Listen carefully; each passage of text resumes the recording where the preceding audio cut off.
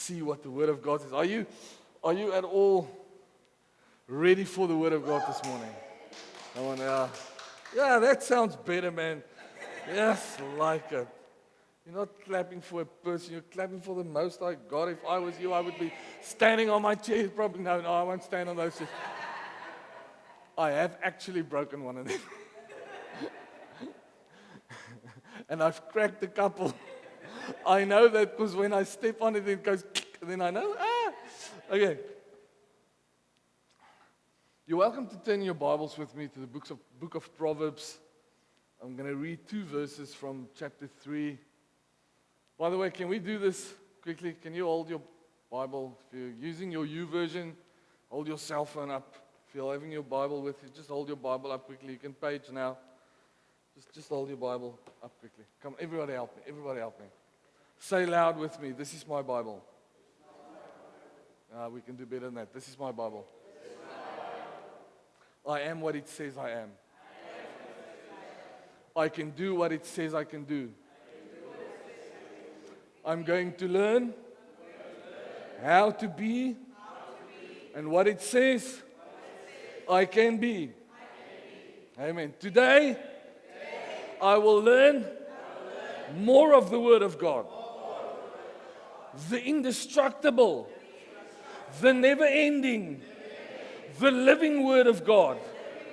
I will never be the same. Come on, let's say again. I will never be the same. In Jesus' name. And end your prayer with Amen. Let it be so. Let it be so. The title of this morning is When Life Does Not Make Sense. We get to certain points in life where life doesn't seem to make sense, where all the points does not connect, right? In our politics the last couple of years, we every now and then hear about connecting the dots. But sometimes in our own lives, we can't connect the dots. The dots don't seem to want to connect. Let me see, by show of hands, who has heard me tell the story of Benny the Budgie? All right. Let me see, by show of hands, who have not heard me tell the story of Benny the Budgie? All right. So for those 5 people this morning, I am going to tell you, like I do probably once a year, the story of Benny the Budgie. Yes.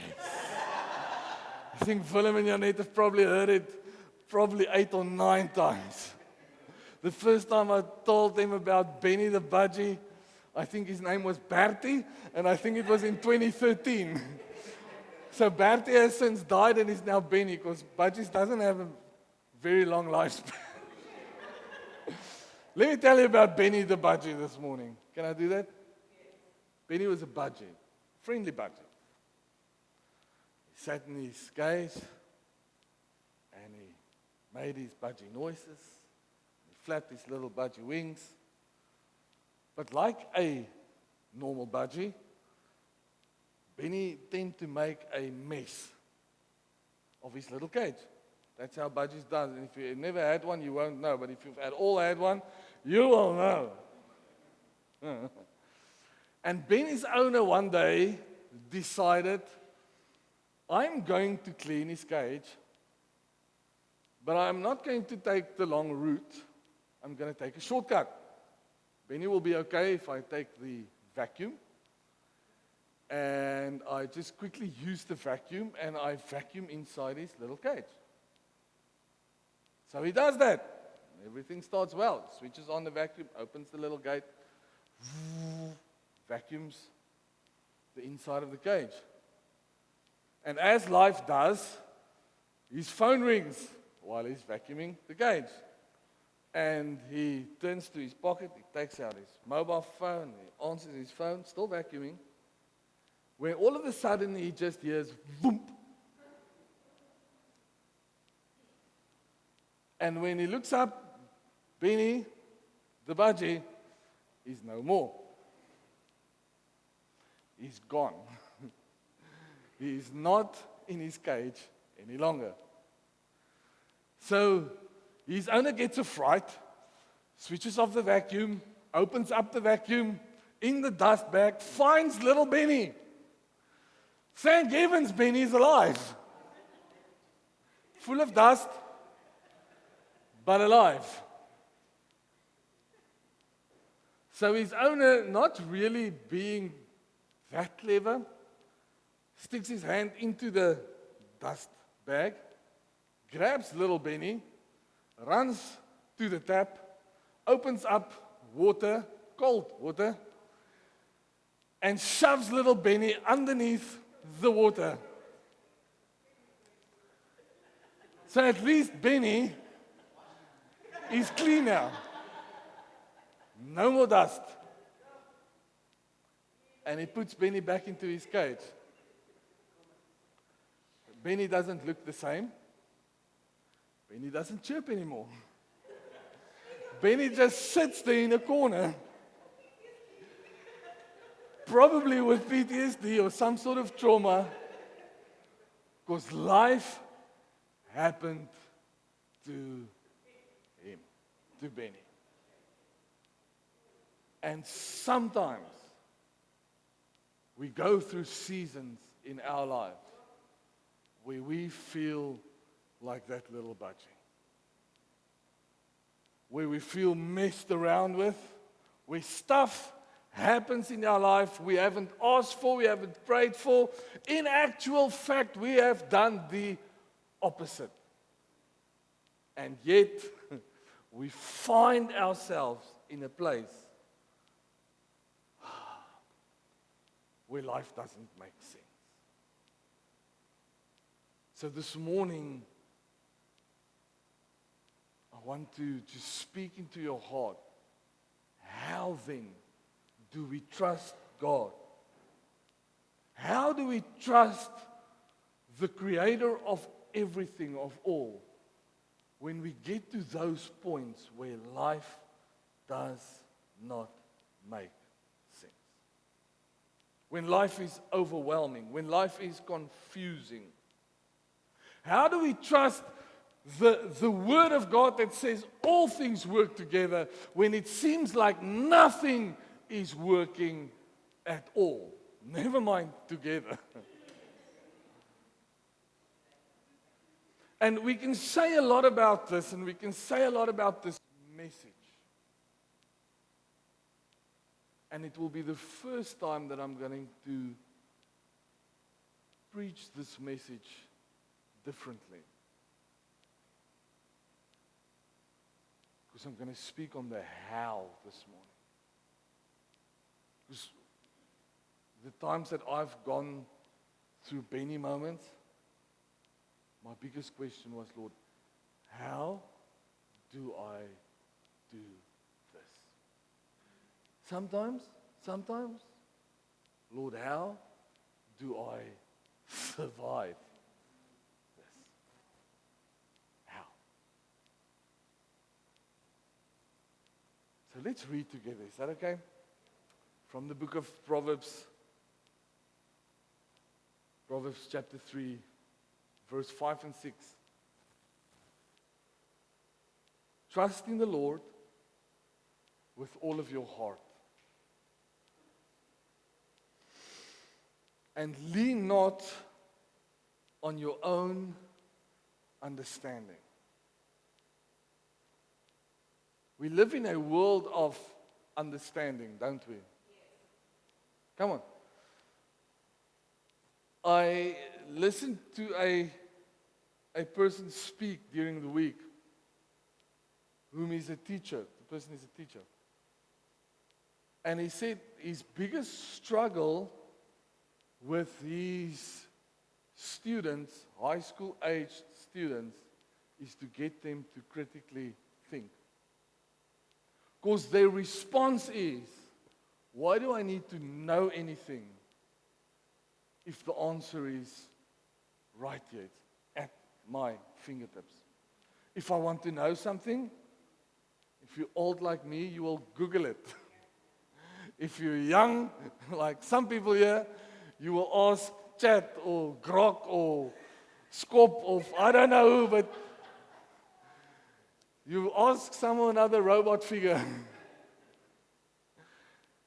And you are even polite enough to say hello to the robot figure, as if it's a human that's got feelings and stuff. Maybe you know something I don't. We live in an age of understanding. And here the Word of God warns us against exactly that. Right? Trust in the Lord with all of your heart. And lean not on your own understanding. In all your ways, submit to Him, and He will make your paths straight. So, number one, how? How do we face those moments? Number one, if you're making notes, we trust God's wisdom over our own. We trust that an infinite God who has created not only us but the whole universe knows more than we know, can see further than we can see. No, actually knows what tomorrow holds, and the day after tomorrow holds, and the day after that holds. I don't even know what the next minute holds. So what will we do? We'll trust God's wisdom over our own wisdom. We'll trust God's wisdom beyond our own understanding. Trusting God's plan requires us to surrender our understanding. To realize that we don't know everything about everything. And because I don't know everything about everything, even if I ask Groko Chat,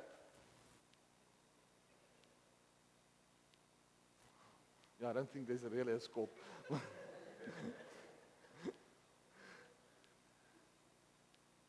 When I don't know everything, and when I get to those moments in life where actually I can't even trust myself to make the right decisions, those are the moments I need to trust God the most. Those are the moments I need to exhale and say, God, my life is in your hands and it's safe there.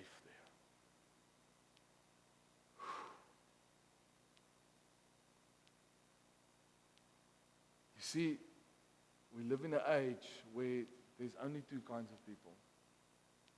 One trust in God, and the other trust that they are God. And if you trust in your own understanding, and you trust in your own ways, you trust in your own sense, you become the second. Where you actually say, God, I don't need you. I'll make my decisions. I'll make my plans. I'll live my life. I'll do my thing.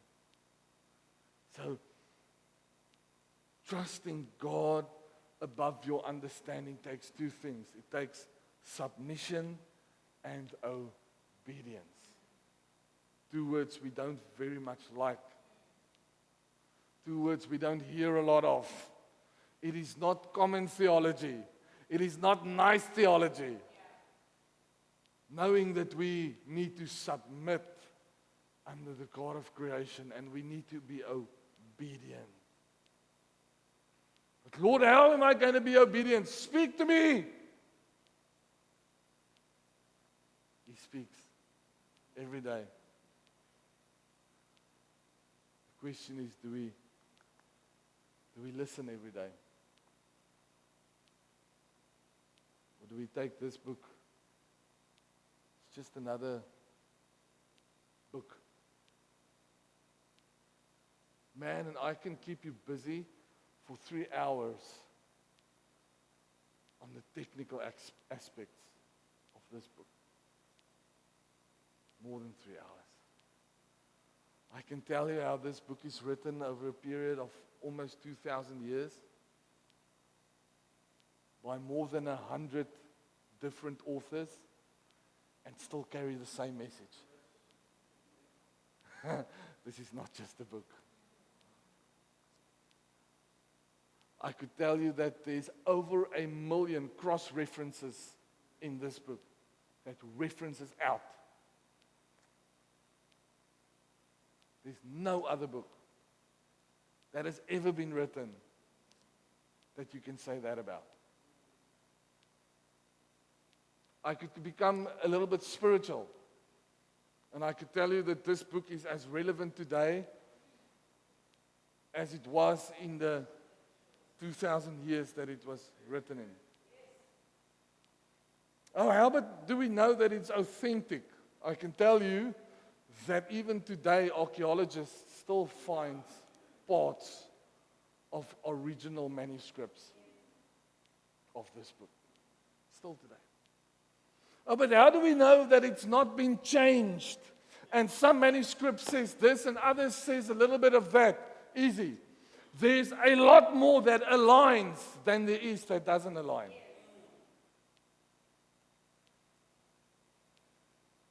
And that makes this book authentic.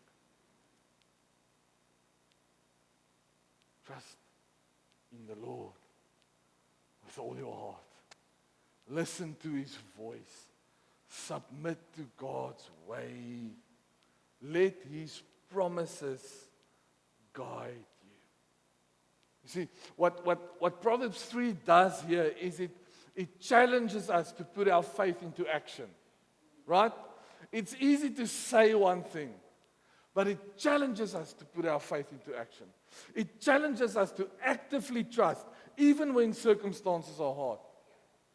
It is the true meaning of faith that isn't just about believing God and God's goodness, but also acting on God's goodness and acting on His promises and acting on the fact that when He says something, it will be like it will be. It is the truth. So how do we do it? Here's a little house step if you're making notes.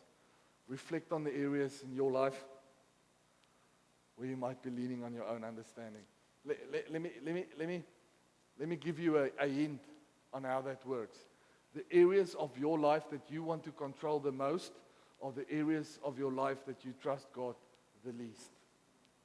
If you want to find where it is, just do some introspection. Have a look. Which areas of your life do you tend to control the most? That is a neon sign going, ming, ming, ming, ming. That's where you need to trust God the most.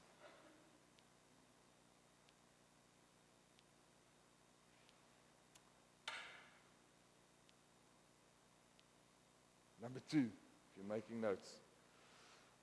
Turn with me to the book of Romans, if you're able to. It will also be behind me. Romans 8, verse 28. We spoke about this verse last week.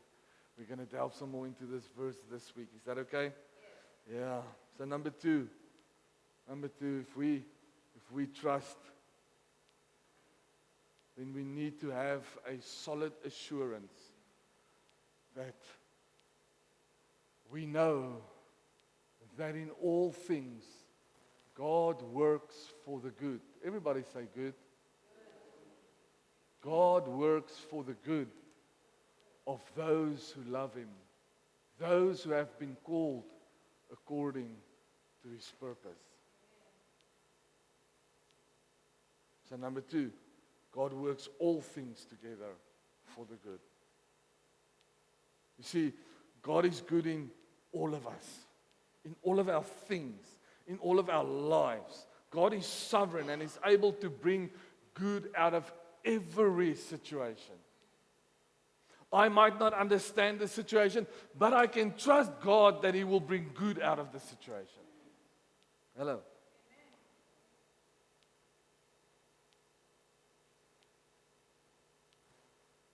I think it's time that as believers, by the way, if we say we are those who have been called according to His purpose, what it says is, I am a child of God. That's what it says, right?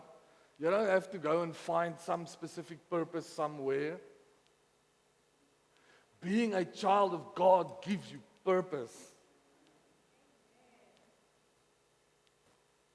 being a child of God should change your mindset that you know you are created on this earth, on this place for a specific purpose, for a specific reason. You could have been born in anywhere, in any place, anywhere in this world. Man, I could have woken up on the 13th of August in 1979 in Zhuzhou, Taiwan. I don't know if it exists, but I could have.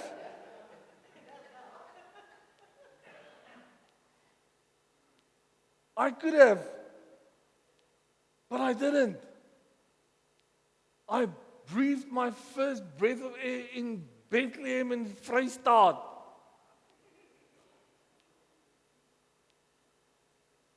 Created for a purpose in this day and age, which I'm quite thankful for. Alhoewel I think I would have done all right as a, night ching. But man, those people didn't know anything about cleaning.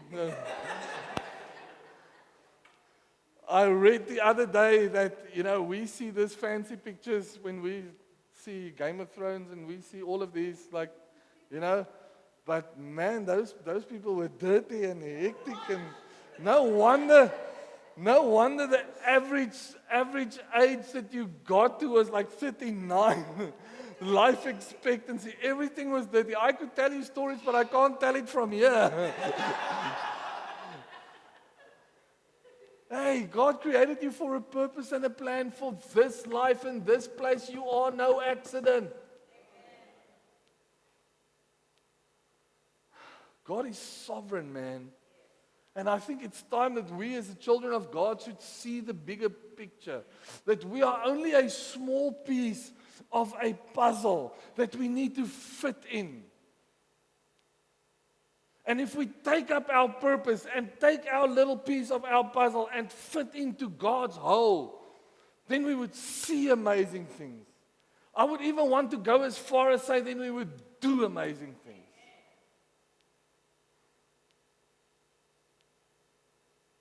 John Maxwell says, when you can't see God's hand, you can always trust God's heart that He is good. I want to inscribe that in your heart this morning. We all get to times in our lives, we all get to spaces and areas in our lives where we really don't see God's hand. Where we say, God, if you are even in this, why is this happening to me or to another person? And it's those times that we need to say, but wait a minute. Even if I can't see God's hand in it, I know His heart towards me is good.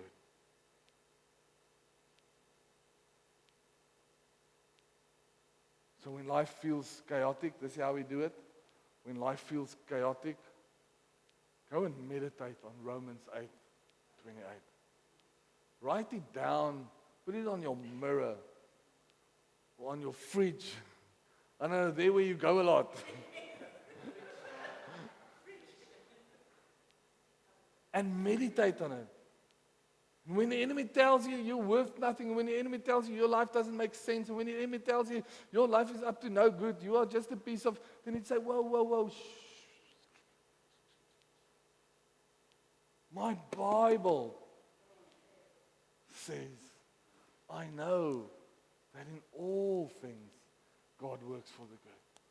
Why? Because He loves me and I love Him and I'm called for His purpose. Because I'm called for His purpose, I know that I am here for a reason. Number 3. Turn with me to a little book. For those of you using YouVersion, it will be easier, of Ecclesiastics. A little book of Ecclesiastics.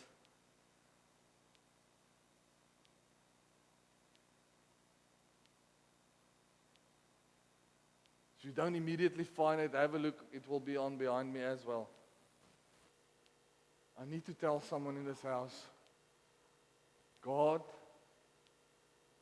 timing is perfect. And can I say it again? God's timing is perfect. The right thing at the wrong time is a mistake.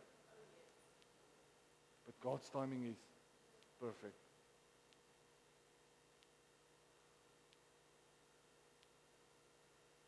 Look at what it says. This is such a beautiful verse. Ecclesiastes 3 verse 11. He has made everything beautiful in its time. Can we just rest on that before we read any further?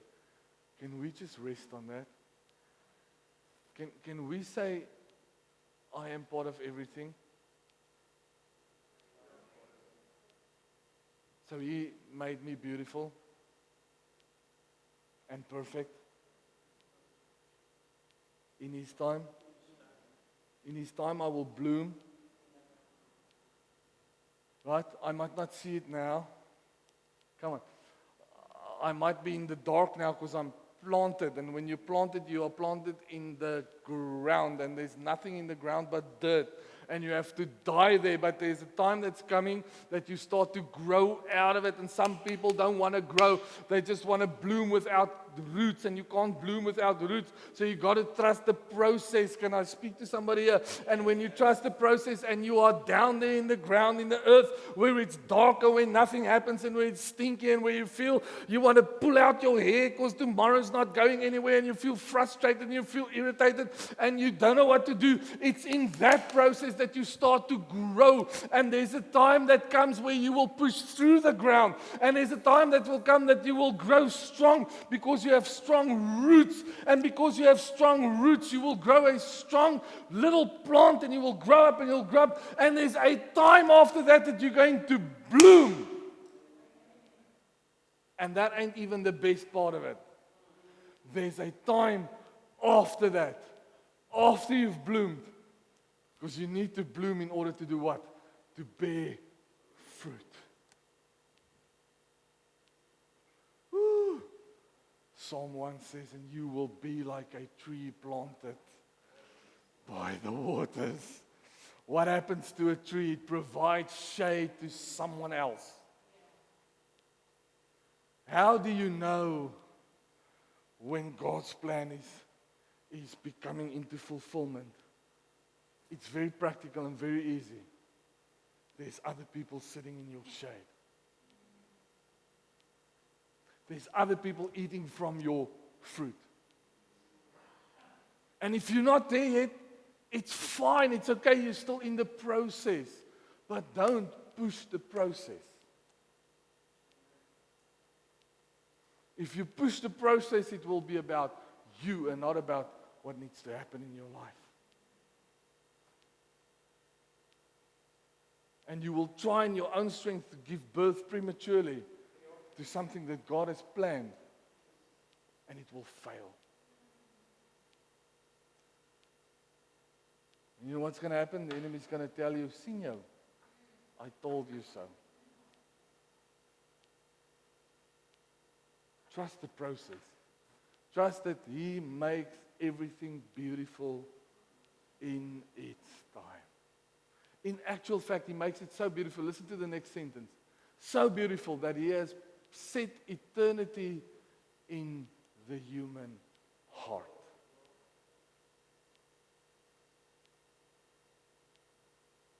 Yet no one can fathom what God has done from beginning to end. Hey, maybe you're watching this, maybe you're listening to this. Can I speak this into your heart? You, at this place in your life, at the moment, maybe, can't even fathom where the Lord's going to take you. And what He's got planned for you. Trust the process. Trust the process. See, patience can be difficult. Especially when we want answers now. especially when we live in a society that feels like we have all the answers now. Some of God's answers we don't get immediately. We just don't. God's timing doesn't match ours. But God's timing is always perfect.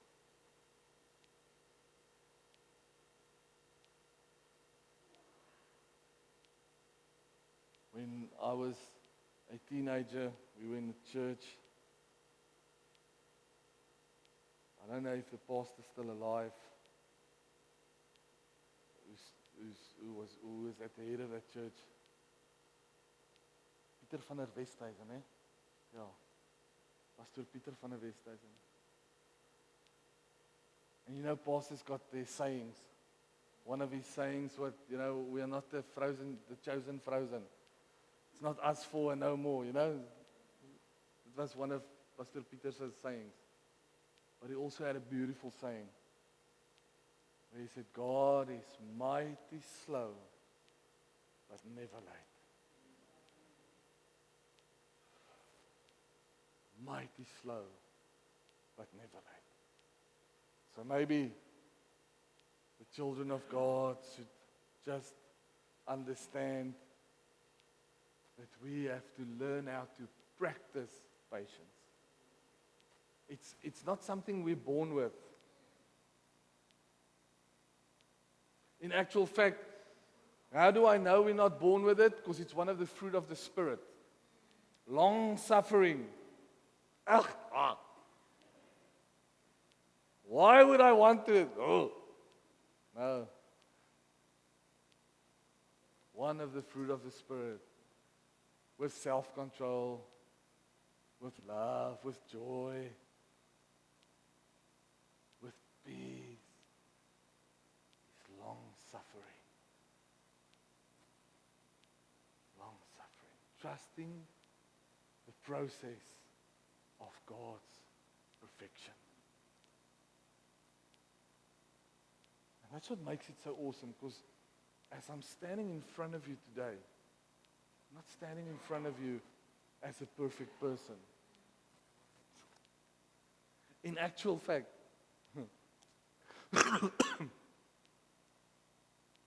some days this last year that has been, I felt like Benny.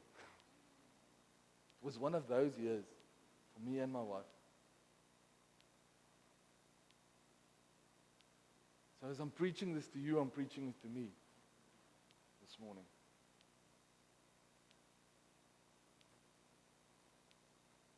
But I'm reminded of something, and I want to close with this.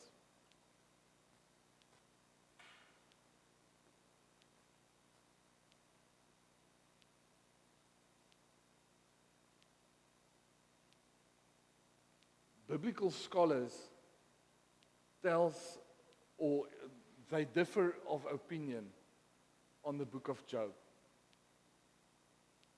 And the opinion that they differ on is whether it is allegory, so it is a wise story for us to learn something, or whether it actually happened.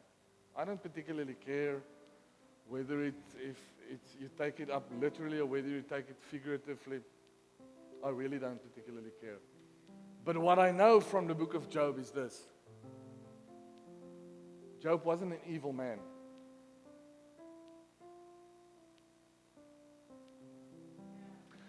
In actual fact, the devil went to God and said to God,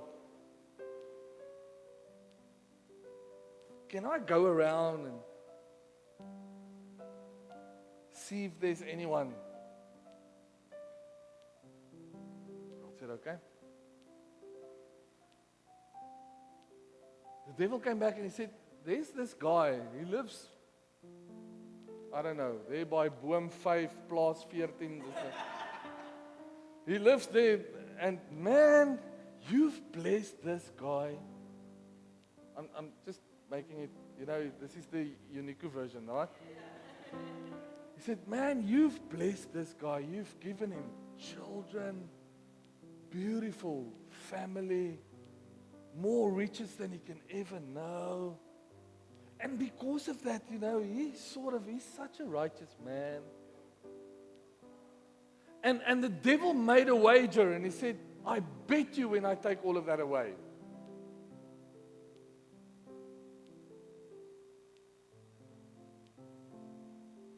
he won't be the same man.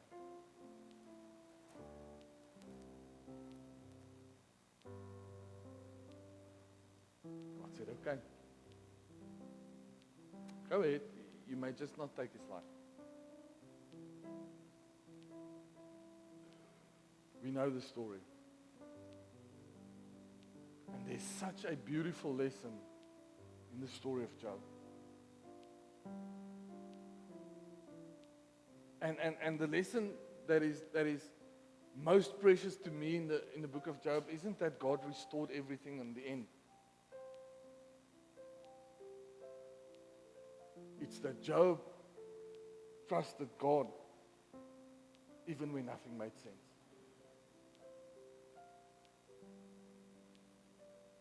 I wonder if it's now by no fault of mine, if I would trust God if I lose my house, my car burns out, I got no more work, my friends tell me, man, just denounce God and die. What are you doing here? Nice friends, eh? The one report comes in of stock that is dead, and the other report comes in that your kids are dead, and the other report comes in that I wonder if, I really actually wonder, the one thing that stands out about Job is his resolve in trusting God. When everything around him failed.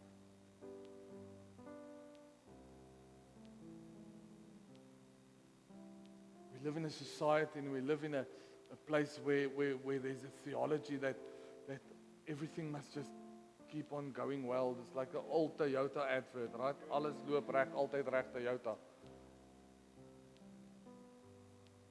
And as soon as life hits, we walk away from God because we think, how can a good God then do this? When there's so many examples in this book which actually teaches the opposite. I can take you through the lives of all the apostles.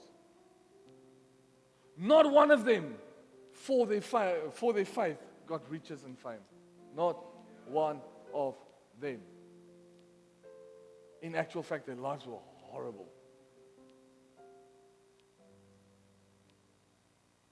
What are you saying? Are you saying that in order for my life to make sense, my life must be horrible? No, that's at all not what I'm saying. I'm saying when you get to moments, and those moments can be a day, it can be a month, it can be a year, it can be years. When you get to moments where life doesn't make sense, you got to trust the process and you got to trust the creator of that process, that he's in control and you are not in control.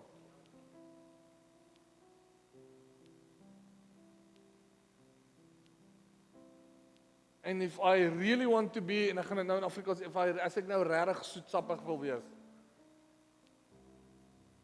I don't know what it is in English. If I want to be Juicy Lucy, then I can sing, môre sal die son weer skyn. And yeah, the sun will shine again. We will experience the good of the land again. So maybe that's where I'm going to end this message this morning. Whatever it is that is happening right now, trust the process. Don't lean on your own understanding. Know that God works everything, even the bad and rotten things, everything for His good. And in the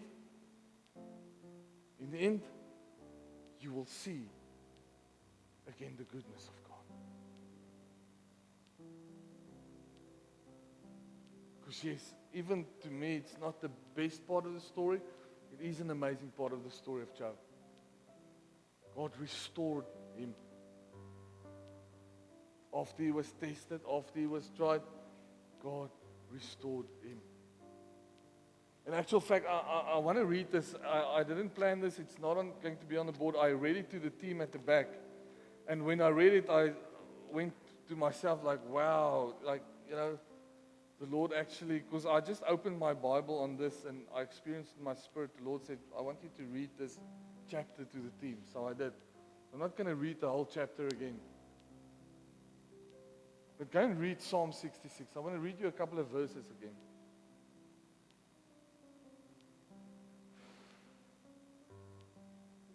For you, God, says verse 10, tested us. You refined us as silver is refined. Maybe you're at a place where you don't like right now. Maybe you're at a place where you experience heartache and bad stuff, and maybe it's because you're being refined at the moment. And there's some impurities that the Lord is removing out of your existence and your heart. You refined us as silver is refined. Listen to this. You lured us into a trap, God. You placed burdens on our backs.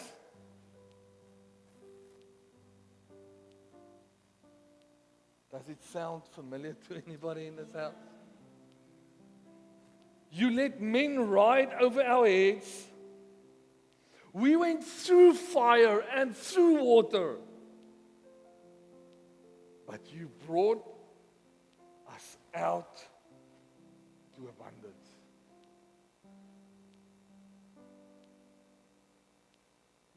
I listened to something last night, and the person said, the amazing thing about a but in the Bible is that everything that came before the but gets to a place where it doesn't matter anymore. I don't know where I borrowed that from, but that's good. And I see a but here. So we went through the fire. Maybe that's where you say, ooh. Yeah, I know me some fire, man. We went through the water. Maybe you say, yeah, some days I feel like I'm drowning. Some days I really feel like I'm drowning. So I want to leave you with this promise. But you brought us out to abundance.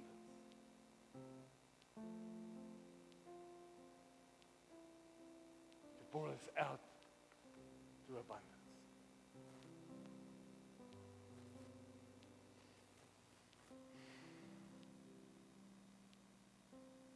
You're welcome to just close your Bible and just put away your phone, and you're going to be finished in just a little bit.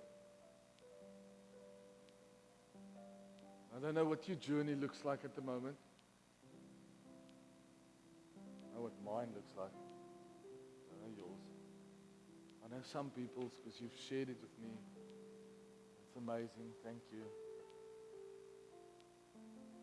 You know, I'll journey with you through whatever it is. We sit in the mud and we figure it out, man. That's my promise. So I might know or I might not know. But I know this. I know there's a but in your story as well. I know that where you are today isn't the hill you are supposed to die on. It isn't the cliff you're supposed to jump off. Man, can I give you another couple of examples? It isn't the fire you're supposed to jump in. It isn't the ocean you're supposed to drown in.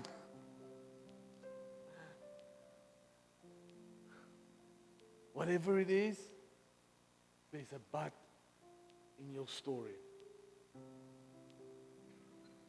And that but is what the Word of God says. That He will bring you out of it and He will restore you. So while all the eyes are closed now, just close your eyes with me.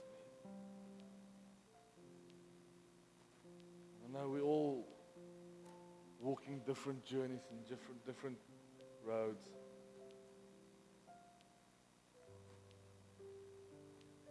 And I would like to take this opportunity and,